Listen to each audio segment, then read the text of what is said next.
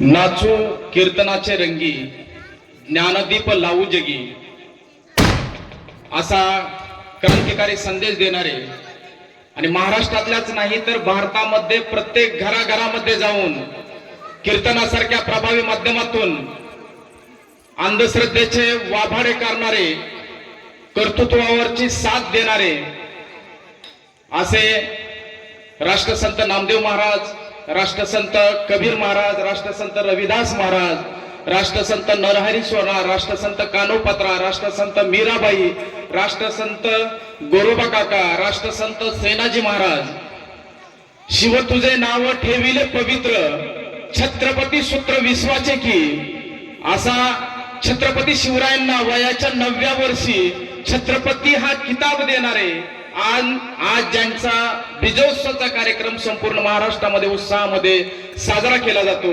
असे जगद्गुरु तुकाराम महाराज, या महाराष्ट्राला 2 छत्रपती देणाऱ्या राष्ट्रमाता राजमाता माँसाहेब जिजाऊ, ज्यांनी स्वतःच्या बायकोचं कुंकू पुसून स्वतःचा शिर हातावरती ठेवून सह्याद्रीच्या काड्याकपाऱ्या चढून तलवारीच्या जोरावरती, बुद्धीच्या जोरावरती, विज्ञानवादाच्या जोरावरती, प्रयत्नाच्या जोरावरती, सहकार्याच्या जोरावरती रात्रीचा दिवस करून दिवसाची रात्र करून हे हिंदवी स्वराज्य निर्माण केलं असे हिंदवी स्वराज्य संस्थापक छत्रपती शिवाजी महाराज, ज्यांनी वयाच्या 14व्या वर्षी बुधभूषण नावाचा ग्रंथ लिहिला आणि त्या बुधभूषण ग्रंथामध्ये त्यांनी ठणकावून सांगितलं की जे नशिबावरती अवलंबून राहतात त्यांच्यासारखा शंड कोणी नाही आणि जो प्रयत्नावरती विश्वास ठेवतो त्याच्यासारखा मर्द कोणी नाही, असा सांगणारा सिंहाचा छावा छत्रपती संभाजी महाराज.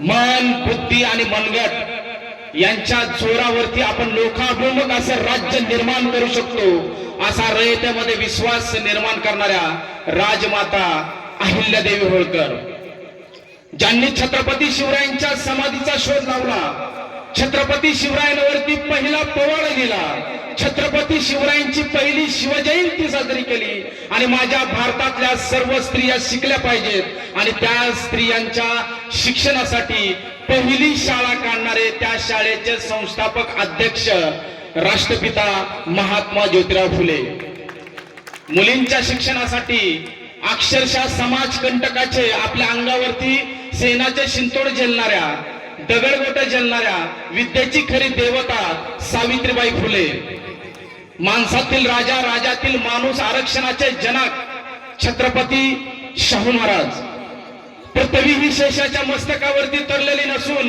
कष्टकरी माणसाच्या तळहातावरती बसलेले असा विज्ञानवादी दृष्टिकोन देणारे आणि छत्रपती शिवरायांचं शिवचरित्र रशियापर्यंत घेऊन जाणारे साहित्यरत्न अण्णाभाऊ साठे, तुझं गावच नाही का तीर्थ, तू रिकामं कशाला फिरत, असा क्रांतिकारी संदेश देणारे राष्ट्रसंत तुकडोजी महाराज, ज्यांनी गावागावामध्ये जाऊन केरकचरा तर काढलाच परंतु रात्री कीर्तनासारख्या प्रभावी माध्यमातून लोकांच्या डोक्यात घुसलेली अंधश्रद्धा, जाती व्यवस्था हे बाजूला काढून त्या ठिकाणी शिक्षणाविषयी जागृत करत असताना ते नेहमी सांगायचे की तुम्ही तुमच्या जमिनी विका, तुम्ही तुमची घरं विका, तुमच्या घरातील भांडी विका, तुम्ही अक्षरशः हातावरती भाकरी घेऊन तुम्ही जेवण करा, परंतु तुम्ही तुमच्या लेकरांना शिक्षण द्या, असा क्रांतिकारी संदेश देणारे राष्ट्रसंत गाडगे महाराज,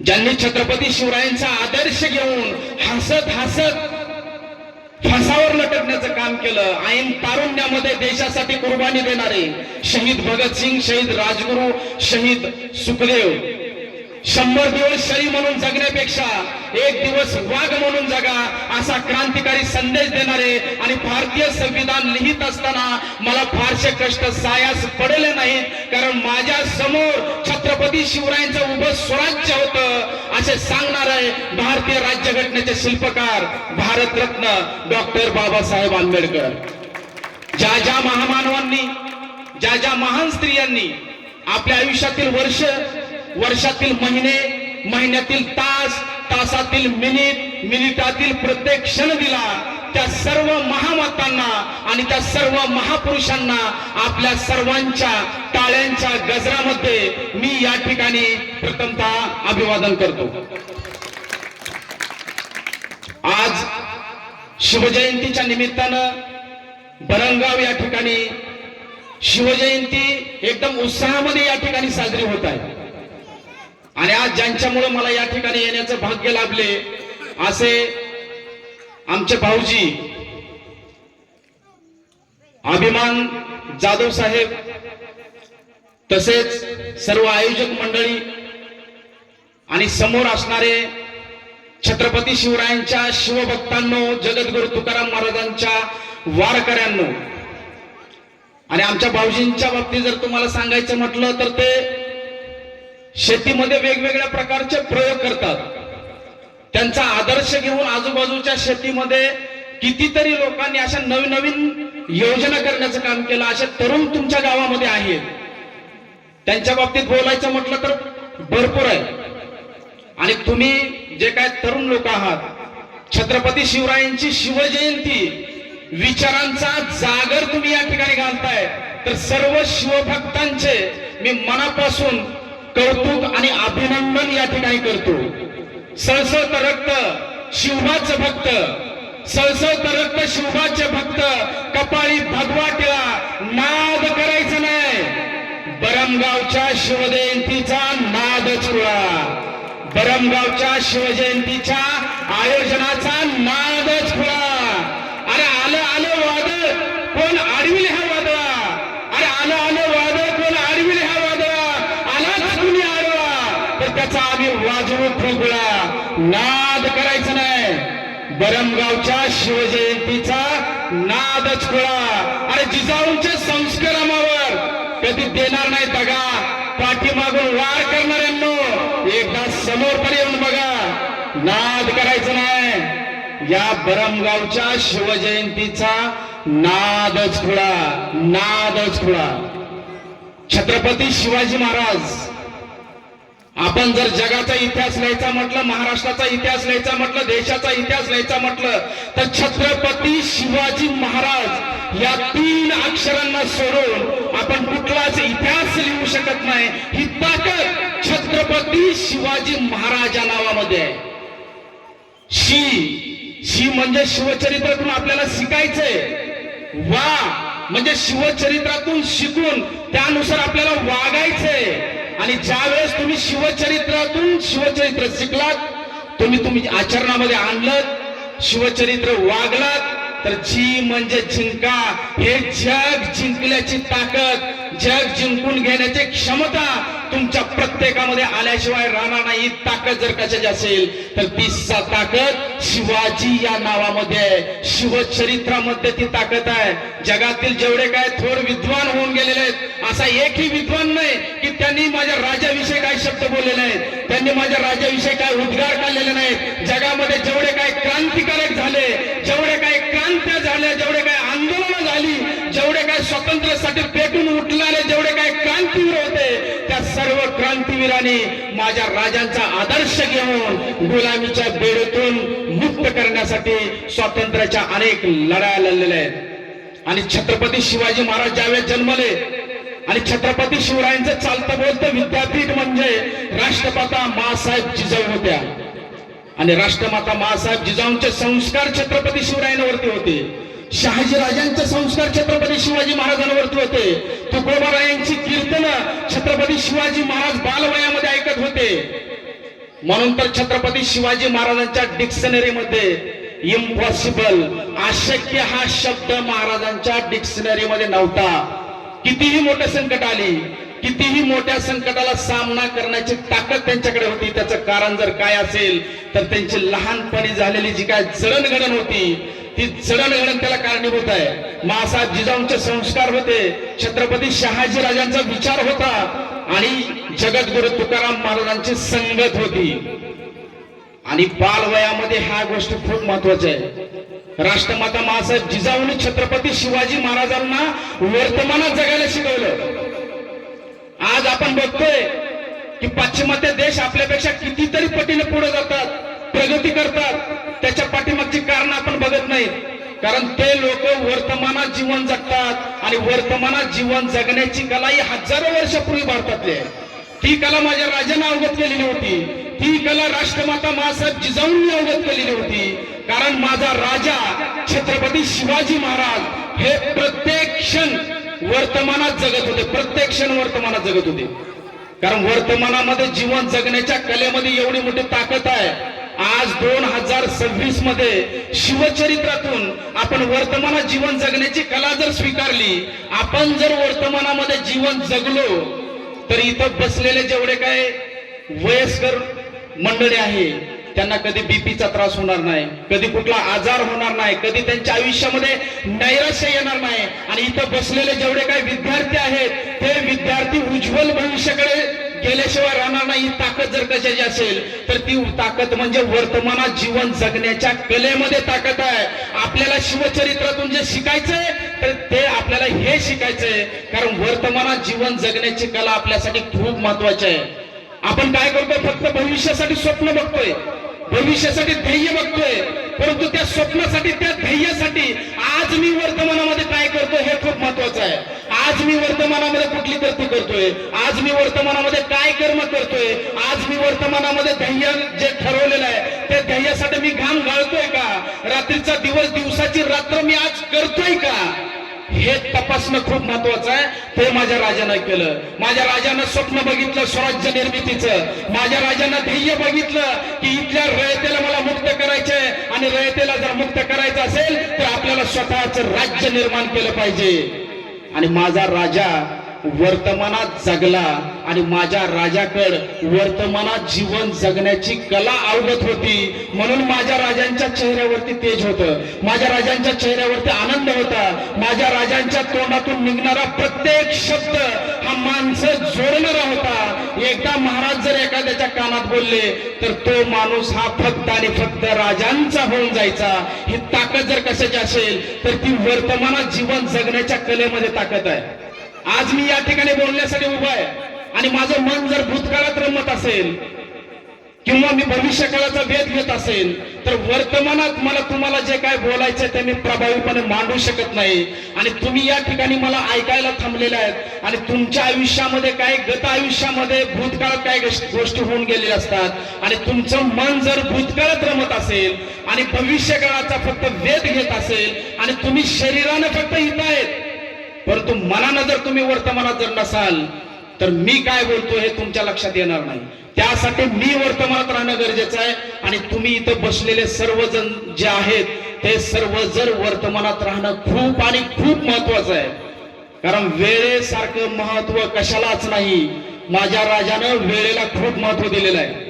स्वराज्यामध्ये खूप मोठी शिस्त होती, वेळेचं खूप मोठं नियोजन होतं आणि आज गेलेला वेळ परत येऊ शकत नाही. आणि इथं विद्यार्थी वर्ग भरपूर आहे, पालक वर्ग भरपूर आहे. त्यासाठी शिवचरित्रातून आपल्याला सक्सेस कडे कसं जायचंय, शिवचरित्रातून यशाचे मूलमंत्र मी तुम्हाला या ठिकाणी देतोय. आणि तुमच्या उज्ज्वल भविष्यासाठी तुम्हाला काय करता येईल याचं नॉलेज मी या ठिकाणी देण्याचा प्रयत्न करणार आहे. आणि एक तुम्हाला विश्वास देतो की तुम्हाला आज रात्रभर इथं बसलेला कुठलाच माणूस झोपला नाही पाहिजे.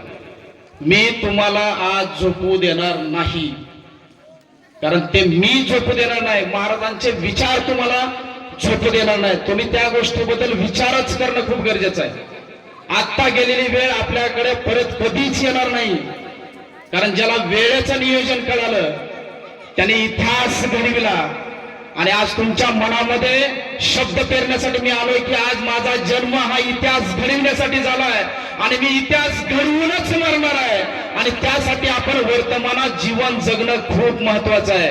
वेळेला आपण महत्व देणं खूप महत्वाचं आहे. जो कहेगा परसो बीत गए बरसो, जो कहेगा कल दिन गए टल, जो कहेगा आज वही करेगा राज. माझ्या राजानं आजला फोकस केलं म्हणून आज माझा राजा जगावर राज करतो. जगावर, साऱ्या जगात भारी 19 फेब्रुवारी असं मानव वस्ती जगामध्ये कुठं नाही त्या ठिकाणी छत्रपती शिवरायांची जयंती साजरी होत नाही. त्याला कारण जर का असेल तर माझ्या राजानं आजला फोकस केलेला आहे. आणि आपण सुद्धा शिवचरित्रातून जे शिकायचेत ना, ह्या गोष्टी शिकायच्या आहेत. आपण आजला फोकस केलं पाहिजे, आपण वेळेला महत्व दिलं पाहिजे. 5 वर्षाचं महत्व जर तुम्हाला समजून घ्यायचं असेल तर एखाद्या निवडणूक मध्ये हारलेल्या एखाद्या उमेदवाराला विचारा की तुझे 5 वर्ष किती महत्वाचे आहेत. कारण त्या इलेक्शन मध्ये जिंकण्यासाठी अक्षरशः त्यानं आपली सर्व ताकद लावलेली असते, सर्व नॉलेज लावलेलं असतं, सर्व पैसा लावलेला असतो. आणि तो जर हारला तर दुसऱ्या 5 वर्षापर्यंत त्याला वाट बघण्याशिवाय त्याच्याकडे दुसरा कुठलाही पर्याय राहत नाही. आणि तोच उमेदवार जर वर्तमानात जगला असता, प्रत्येक क्षणाला महत्व दिलं असतं, तर लोकांची त्यानं कामं केली असते आणि त्याला इलेक्शन मध्ये पैसा वापरायची गरज भासली असती का? बिलकुल नाही.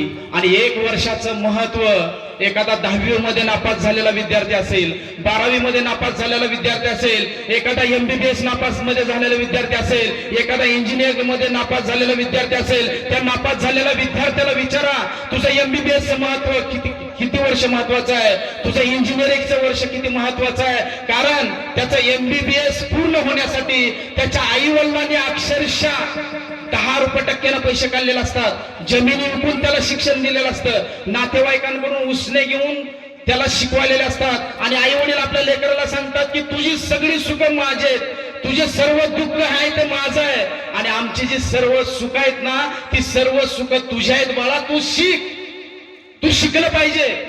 तुझ्यासाठी आम्ही रात्रीचा दिवस दिवसाची रात्र करतोय, तू शिकलं पाहिजे, शिकून तू मोठा झाला पाहिजे. आणि त्या विद्यार्थ्यांना जर त्या वर्षामध्ये लक्ष नाही दिलं, आई बापाचं स्वप्न पूर्ण करण्यासाठी त्यानं रात्रीचा दिवस दिवसाची रात्र नाही केली, तर मला सांगा त्या आई बापाचं कष्ट काय महत्वाचं राहतं का? त्या कष्टाला महत्व राहतं का? आणि त्या नापास झालेल्या विद्यार्थ्याला विचारा, ज्यावेळेस त्याची नातेवाईकांमध्ये नाचक्की होते, मित्रांमध्ये नाचक्की होते, त्याच्या आई वडिलांना कुठेही मान खाली घालावी लागते, त्या वर्षी नापास झालेल्या त्या विद्यार्थ्याला विचारा तुझं 1 वर्ष किती महत्वाचं आहे. 1 महिन्याचं महत्व एखाद्या गर्भधारणा असणाऱ्या, एखाद्या मातृत्वावरती असणाऱ्या एखाद्या आईला विचारा की तुझा 1 महिना किती महत्वाचा आहे. कारण ती प्रत्येक क्षण आपल्या बाळांसाठी जगत असते.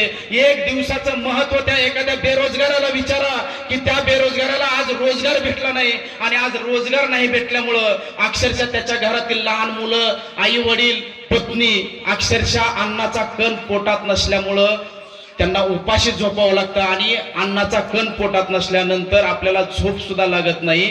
त्या बेरोजगाराला विचारा 1 दिवस किती महत्वाचा आहे. 1 तासाचं महत्व त्या जगज्जेत्या सिकंदरला विचारा की 1 तास किती महत्वाचा आहे. कारण तो मृत्यूशय्येवरती असताना तो ईश्वराला विनंती करतोय की माझा मृत्यू फक्त 1 तास उशिरा मिळू दे. त्या जगज्जेत्या सिकंदरला विचारा की तुझा 1 तास किती महत्वाचा आहे. 1 मिनिटाचं महत्व वर्ल्ड ट्रेड सेंटरवर ज्यावेळेस हल्ला झाला आणि हल्ला होण्याच्या अगोदर फक्त 1 मिनिट आलेल्या त्या नागरिकाला विचारा की तुझा 1 मिनिट किती महत्वाचा आहे. एका क्षणाचं महत्व ऑलिम्पिक स्पर्धेमध्ये भाग घेणाऱ्या एका धावकाला विचारा की त्याचा 1 क्षण किती महत्वाचा आहे. कारण त्याला सुवर्ण पदक मिळता मिळता त्याला रौप्य पदकावरती समाधान मानावं लागतं.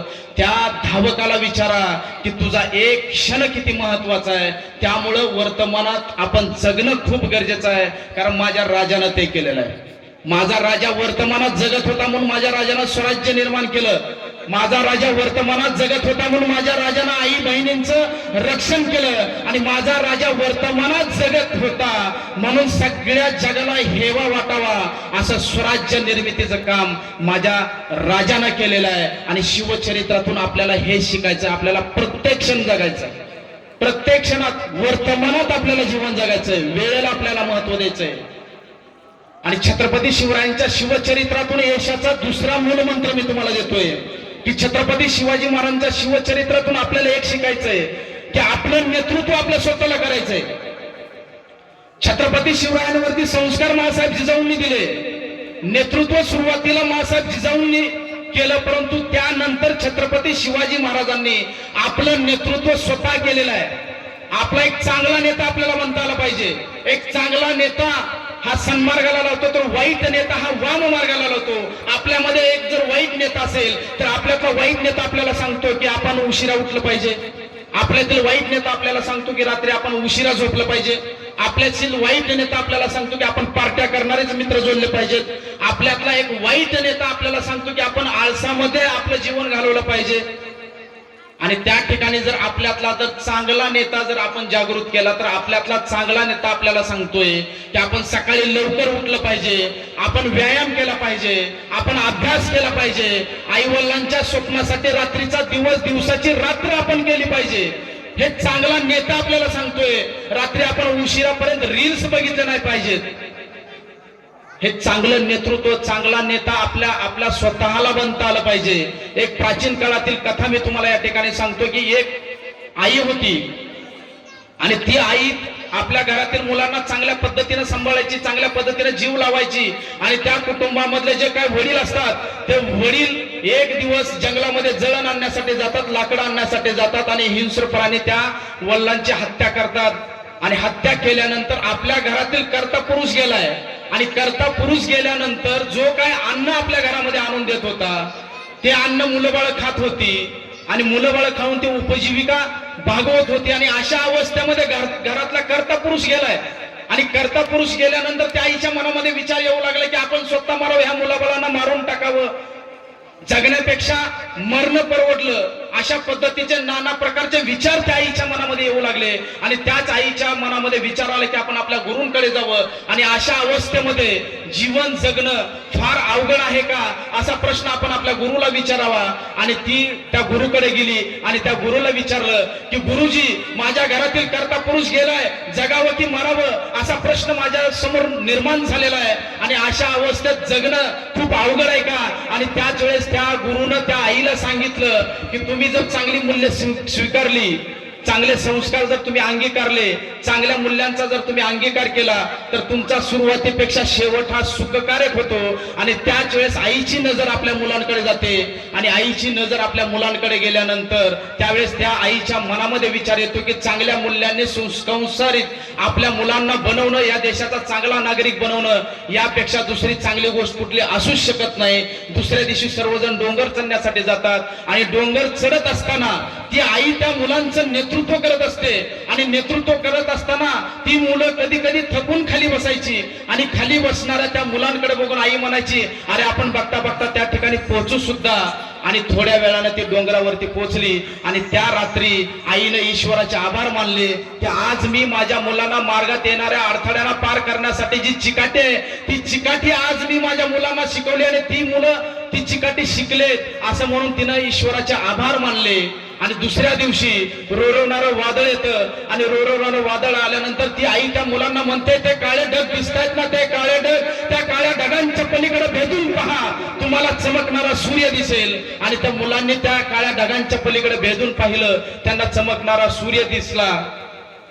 मुलं मोठी होत होती, आई वृद्ध होत होती, ती मुलं त्या आईची चांगल्या पद्धतीने सेवा करून जणू काही अशी कृतज्ञता व्यक्त करत होती की तू जी आमची जडणघडण केले, तू जे आमच्यावरती संस्कार दिलेत, तुझा वेळ, तू जी काय आमच्यासाठी रात्रीचा दिवस दिवसाची रात्र केलेली आहे, तुझा संघर्ष वाया गेला नाही अशी काही जणू ते जाणीव करून देत होती। आणि एक दिवस त्या आईच्या समोर येऊन मृत्यू उभा राहतो आणि मृत्यू येऊन उभा राहिल्यानंतर तिने आपल्या मुलांना बोलवलं आणि ती मुलांना हसत हसत सांगते की माझा सुरुवातीपेक्षा शेवट हा सुखकारक आहे, कारण आज तुमच्या प्रत्येकामध्ये स्वतः मार्गक्रमण करण्याचं सामर्थ्य तुमच्या प्रत्येकामध्ये आलेलं आहे। त्यामुळं मला कधीही मरण आलं तरी मला त्याचं थोडंही काही दुःख वाटणार नाही। आणि त्याच वेळेस ती मुलं त्या आईला म्हणतात की आई, तू जरी निघून गेलीस तरी तुझं कायमस्वरूपी अस्तित्व आमच्या सोबत राहील, तुझे संस्कार आमच्या सोबत राहतील, तुमचे विचार आमच्या सोबत राहतील। हेच खरं नेतृत्व आहे। असं नेतृत्व प्रगतिकारक बदल घडवून आणण्यासाठी लोकांना प्रेरित करतं, अडथळे पार करण्यासाठी जी लागणारी चिकाटी आहे ती चिकाटी शिकवतं। असं नेतृत्व अनेक नेते तयार करण्याचं काम करतं आणि अशाच पद्धतीचं नेतृत्व आपल्या स्वतःला करायचंय। कधी कधी आपल्याला आपल्या स्वतःची आई बनता आलं पाहिजे। ज्या पद्धतीने आई आपल्या मुलांची काळजी घेते, आईला वाटतं की आपल्या मुलांना वाईट काही केलं नाही पाहिजे, आईला वाटतं की माझ्या मुलांना अभ्यास केला पाहिजे, आईला वाटतं की माझ्या मुलानं वाईट वळणाकडे नाही गेलं पाहिजे, वाईट मुलांची दोस्ती मित्रता नाही केली पाहिजे. अगदी त्याच पद्धतीने आपण आपल्या स्वतःची आई आपण बनलं पाहिजे. आपल्या स्वतःचा धाक देणारा बाप आपल्या स्वतःला बनता आला पाहिजे. ज्या पद्धतीने आपला बाप आपल्याला धाक देतो, आणि तू हे करायचं नाही, रात्री उशिरा तू यायचं नाही, सकाळी लवकर उठायचं, एखादी जर आपल्याकडून चूक झाली तर वेळ प्रसंगी बाप आपल्याला थोबाडीत मारायला घाबरत नाही. अक्षरशः तो बाप आपल्या स्वतःला बनता आला पाहिजे. आपल्याला दिशा देणारा मोठा भाऊ आपल्या स्वतःला बनता आला पाहिजे.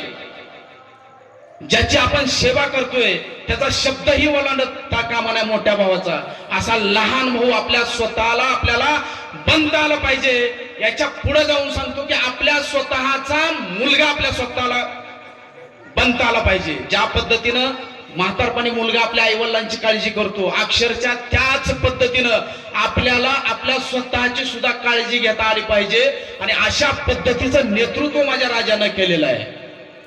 स्वतःचं नेतृत्व माझ्या राजानं केलेलं आहे. शिवचरित्रातून जे शिकायचंय ना आपल्याला, त्या ह्या गोष्टी शिकायच्या आहेत. छत्रपती शिवाजी महाराजांची बुद्धी सत्याकडे होती, हृदय मानवतेकडे होतं, आणि त्यांचं शरीर कष्टाकडे होतं. ह्या त्रिसूत्री कार्यक्रमामध्ये इथं तुम्ही बसलेले सर्वजण आहेत ना, ह्या त्रिसूत्री कार्यक्रमानुसार जर तुम्ही गेलात तर एक दिवस तुम्ही तुमच्या आयुष्यामध्ये सक्सेस झाल्याशिवाय राहणार नाही. तुम्ही जे ध्येय घेतलेलं आहे ते ध्येय गाठल्याशिवाय राहणार नाही. ही ताकद जर कशामध्ये असेल तर तुमची बुद्धी सत्याकडे असली पाहिजे, हृदय मानवतेकडे असलं पाहिजे, आणि शरीर कष्टाकडे असलं पाहिजे. कारण छत्रपती शिवाजी महाराजांची बुद्धी सत्याकडे होती. छत्रपती शिवाजी महाराजांना सत्य समजत होतं. आपल्या हातून काय चुकीचं होतंय हे महाराजांच्या लक्षात येत होतं. आपली माणसं काय चुकीचं काम करतात हे महाराजांच्या लक्षात येत होतं. शत्रू आपल्या विरोधामध्ये काय षड्यंत्र करतोय, शत्रूला आपले कुठली कुठली माणसं मिळालेले आहेत, ही सत्यता महाराजांना समजत होती. कारण महाराजांची जी बुद्धी होती, महाराजांची बुद्धी सत्याकडे होती. दुसरं सूत्र आहे, आपलं हृदय मानवतेकडे असलं पाहिजे. तुमच्या हृदयामध्ये जर प्रेम नसेल, तुमच्या हृदयामध्ये जर मानवता नसेल तर आपण हाती घेतलेलं कार्य कुठलंही चांगल्या पद्धतीचं करू शकत नाही. आपल्या हृदयामध्ये मानवता असणं खूप गरजेचं आहे. छत्रपती शिवाजी महाराजांनी 18 पगड आलुतेदार बोलुतेदार अनेक धर्माच्या लोकांना एकत्रित केलं, त्यांना प्रेम दिलं, माया दिली, आईची माया दिली. म्हणून छत्रपती शिवाजी महाराज स्वराज्य निर्मिती करू शकले, कारण त्यांच्या हृदयामध्ये मानवता होती. आपण जर एखादं कार्य हातामध्ये घेतलंय, आपण एखादा बिझनेस करतोय, आपण शेती करतोय, नोकरी करतोय, आपल्या जर हृदयामध्ये जर मानवता नसेल तर आपली पावलं पावलं शत्रू निर्माण झाल्याशिवाय राहणार नाहीत. आपल्या घरात सुद्धा कोणासोबत पटणार नाही. कारण का तर आपल्या हृदयामध्ये मानवता नसल्यामुळे ह्या गोष्टी होतात. जर आपल्याला जीवनामध्ये जर सक्सेस व्हायचं असेल तर आपल्या हृदयामध्ये मानवता असणं खूप गरजेचं आहे. आपल्या हृदयात समजा प्रेमच नसेल तर आपण आपल्या आई वडिलांचं स्वप्न पूर्ण करू शकणार आहेत का? आपल्या हृदयामध्ये जर प्रेम नसेल तर आपण आपल्या आई वडिलांवरती प्रेम करू शकत नाही. आपण आपल्या आई वडिलांसाठी रात्रीचा दिवस दिवसाची रात्र करू शकत नाही. त्यासाठी आपल्या हृदयामध्ये प्रेम असणं खूप गरजेचं आहे. छत्रपती शिवाजी महाराजांचं नाव जर उलट अक्षरी वाचलं, जीवासी, छत्रपती शिवाजी महाराजांनी सर्वांना जीवासी लावलं, प्रेम दिलं, माया दिली, आपुलकी दिली, म्हणून हे स्वराज्य निर्माण झालेलं आहे. त्यासाठी शिवचरित्रातून जे घ्यायचंय ते हे घ्यायचंय. आणि तिसरं सूत्र म्हणजे रात्रीचा दिवस आणि दिवसाची रात्र आपल्याला आपल्या ध्येयासाठी, आपल्या आईबापांचं स्वप्न पूर्ण करण्यासाठी आपण रात्रीचा दिवस दिवसाची रात्र आपण केली पाहिजे. ह्या त्रिसूत्री कार्यक्रमानुसार जर तुम्ही गेलात तर 100 नाही 200% तुम्ही यश मिळवणार आहेत. तुम्ही तुमच्या आयुष्यामध्ये सक्सेस होणार आहेत. शिवचरित्रातून आपल्याला हे यशाचे मूलमंत्र घ्यायचे आहेत आणि आपल्याला आपल्या आयुष्यामध्ये यशस्वी व्हायचंय. आज तुम्हाला कुठल्या लढाई करायची गरज आहे का मला सांगा? घोड्यावरती बसून तलवार घेऊन लढायचंय का तुम्हाला? आज तुमची जी लढाई आहे त्या हातातल्या पेनवरती तुमची लढाई आहे. तुमच्या तोंडातून निघणारा जो प्रत्येक शब्द आहे त्या प्रत्येक शब्दामध्ये ती लढाई आहे. आज तुम्हाला फक्त शिक्षण घ्यायचंय. रात्रीचा दिवस दिवसाची रात्र करून तुम्हाला शिक्षण घ्यायचंय आणि आपल्याला आपल्या आई वडिलांची स्वप्न पूर्ण करायचे आहेत. आणि शिक्षणाच्या माध्यमातूनच तुम्ही तुमच्या स्वतःच्या पायावरती जर उभं राहिलात तर या गावासाठी तुम्ही काहीतरी करू शकताय, समाजासाठी काहीतरी करू शकताय, देशासाठी काहीतरी करू शकताय. आज जर छत्रपती शिवाजी महाराज असते तर शिक्षणाविषयीचे जागृतीचे कार्यक्रम महाराजांनी लावले असते. आज जर छत्रपती शिवाजी महाराज असते तर जे काही व्यसनमुक्ती केंद्र आहेत त्याच्या पुढचं एक व्यसनमुक्ती केंद्र छत्रपती शिवाजी महाराजांनी काढलं असतं आणि ते व्यसनमुक्ती केंद्र म्हणजे मोबाईल व्यसनमुक्ती केंद्र. आज आपण बघतोय एक रील बघण्याच्या नादामध्ये आपली रात्र कधी जाते हे आपल्याला समजत नाही. पूर्वीचा काळ जर बघितला तर 30-40 वर्षाखाली 100 वर्षाची माणसं असायची, 150 वर्षाची माणसं असायची. मी माझ्या डोळ्यानं बघितलेत 130-140 वर्ष जगणारे लोक मी बघितलेत. पण आज जर आपण बघितलं तर 50-55 वर्ष झालं तर आपल्याला बीपी होतो, शुगर होतो. काही वेळेस 30 वर्षाचा मुलगा अटॅक आला गेला, 32 वर्षाचा मुलगा अटॅक आला गेला, 40 वर्षाचा मुलगा रात्री मला चांगलं बोलत होता आज सकाळी गेला. ह्या गोष्टी कशामुळे येतात? कारण रात्रीची झोप आपल्याला चांगल्या पद्धतीने भेटत नाही. आपण सकाळी उशिरा उठतोय, रात्री खाल्लेलं आपल्याला व्यवस्थितपणे पचन होत नाही. छत्रपती शिवाजी महाराजांच्या स्वराज्यामध्ये जे मावळे होते लवकर उठे, युद्धात तलवार तुटे पण मावळा मागे नाही आठे. आणि आज परिस्थिती काय? उशिरा उठे, मोबाईल तुटे, बॅटरी फुटे, बॅटरी संपे पण हातातला मोबाईल नाही सुटे. अशी परिस्थिती आहे का नाही मला सांगा. आणि छत्रपती शिवाजी महाराजांच्या शिवचरित्राचा जर आपण अभ्यास केला तर छत्रपती शिवाजी महाराजांच्या शिवचरित्रातून एक त्रिसूत्र, फक्त एवढं त्रिसूत्रच तुम्हाला मी सांगतोय कारण कार्यक्रमाला बराच उशीर झालेला आहे. आणि एवढं त्रिसूत्र सांगून मी या ठिकाणी माझं मनोगत थांबवण्याचा प्रयत्न करतो. फक्त एवढं त्रिसूत्र ऐका. छत्रपती शिवाजी महाराजांच्या शिवचरित्रातून आपल्याला काय शिकायचं माहित आहे का? आपली सकाळ ही आरोग्यासाठी पाहिजे, दिवस हा मेहनतीसाठी पाहिजे आणि रात्री ही आरामासाठी पाहिजे. छत्रपती शिवाजी महाराजांच्या आरोग्याविषयीचे विचार आपण घेणं खूप गरजेचं आहे. महाराजांचं आरोग्य कसं होतं? महाराजांनी ज्यावेळेस अफजल खानाचा कोतळा बाहेर काढला त्यावेळेस महाराजांचं वय होतं 29 वर्ष आणि महाराजांचं वजन होतं 50 किलो. आणि ज्या वेळेस महाराजांनी स्वराज्य स्थापन केलं, शिवराज्याभिषेक झाला त्यावेळेस महाराजांचं वजन किती होतं? 50 किलो. आणि ज्या वेळेस महाराजांचा मृत्यू झाला, महानिर्वाण झालं महाराजांचं, आणि महानिर्वाणाच्या वेळेस सुद्धा छत्रपती शिवाजी महाराजांचं वजन किती होतं? 50 किलो. मला सांगा छत्रपती शिवाजी महाराजांच्या हेल्थच्या बाबतीत मॅनेजमेंट काय होतं? आपण शिवचरित्रातून काय शिकलं पाहिजे? छत्रपती शिवाजी महाराजांचं शरीर हे काटक होतं, काटक. कुठल्याही गडावरती छत्रपती शिवाजी महाराज सहज चढायचे, डोंगर सहज चढायचे, सहज. आज आपल्याला थोडं चालायचं म्हटलं तर आज आपल्याला धापा निघतात, आपल्या ह्याच्यातून धाप लागते आपल्याला. छत्रपती शिवाजी महाराजांचा कुठलाही मावळा बघा, एकाही मावळ्याच्या अंगावरती चरबी नव्हती. महाराजांच्या सैनिकाच्या अंगावरती थोडी सुद्धा चरबी नव्हती. कारण छत्रपती शिवाजी महाराजांची शिकवण होती सकाळी आरोग्यासाठी दिली पाहिजे. तर इथं बसलेले आपण शिवभक्त आहोत, छत्रपती शिवाजी महाराजांना आपण देव मानतोय, त्यांची पूजा करतोय. मग आज शिवचरित्राचा आदर्श घेऊन आपण आपली सकाळ आरोग्यासाठी का देऊ नये? आज मला सांगा, हवा शुद्ध आहे का? पाणी शुद्ध आहे का? अन्न शुद्ध आहे का? आपले हितचिंतक शुद्ध आहेत का?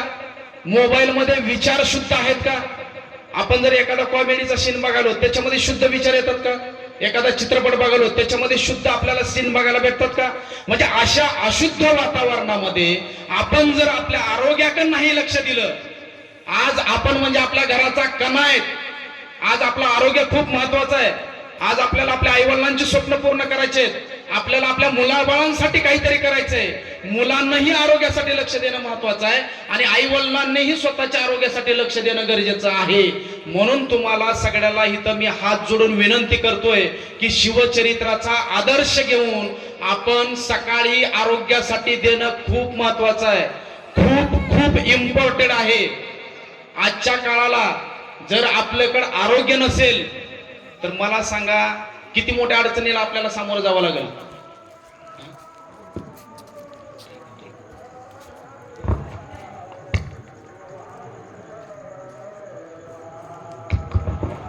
जाता जाता फक्त कीर्तन सेवा त्या ठिकाणी चालू आहे आणि आज जगद्गुरु तुकाराम महाराजांचा बीजोत्सवचा कार्यक्रम आहे.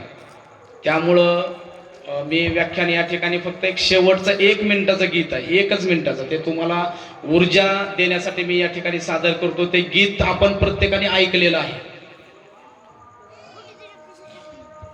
मी काय कुठला गायक वगैरे काही नाही, पण खास तुमच्यासाठी जे ऐकणारे लोक आहेत त्यांना थोडीशी ऊर्जा भेटावी म्हणून या ठिकाणी ते गीत मी म्हणण्याचा या ठिकाणी प्रयत्न करतोय. तुझी तुलाच पुरी करायची हौस आकाशी उंच उडायची, तुझी तुलाच पुरी करायची हौस आकाशी उंच उडायची, गाड्या तयारी ठेव र मनाची कधी झुकायची कधी नडायची, दुनिया डोक्यावर घेणार हायर तुला उचलून घेणार हायर, दुनिया डोक्यावर घेणार हायर तुला उचलून घेणार हायर, आला जरी तो कठीण क्षण खंबीर उभं तू राहायचं, हटायचं नाही गड्यात झटायचं पुढं पुढं तू चालत राहायचं, आई बापाच्या पायावर डोकं बाकी जगा शिरा रोख ठोक, आई बापाच्या पायावर डोकं बाकी जगा शिरा रोख ठोक, अगदीच नाही असं पण नाही साथीला चांगली लोक, सलामी झुकून सलामी वाकून सलामी ठोकून देणार हायर तुला उचलून घेणार हायर, दुनिया डोक्यावर घेणार हायर तुला उचलून घेणार हायर. धन्यवाद. सरांसाठी जोरदार टाळ्या झाल्या पाहिजेत. सर्व ग्रामस्थांच्या वतीनं मी सरांचं खूप खूप अभिनंदन मानतो की त्यांनी मोलाचे मार्गदर्शन केले आणि सरांची माफीही मागतो. आमच्या गावात अखंड हरिनाम सप्ताहाचं आयोजन केलेलं आहे, त्यामुळे कीर्तनाची सेवा सुरू झालेली आहे. आम्ही सर्वांनी ठरवलं होतं की कीर्तन सुरू होण्याच्या अगोदरच हा कार्यक्रम आटोपायचा आहे, तरी ग्रामस्थांचीही माफी मागतो, थोडासा उशीर झाला आणि हा कार्यक्रम या ठिकाणी समाप्त झाला असं जाहीर करतो.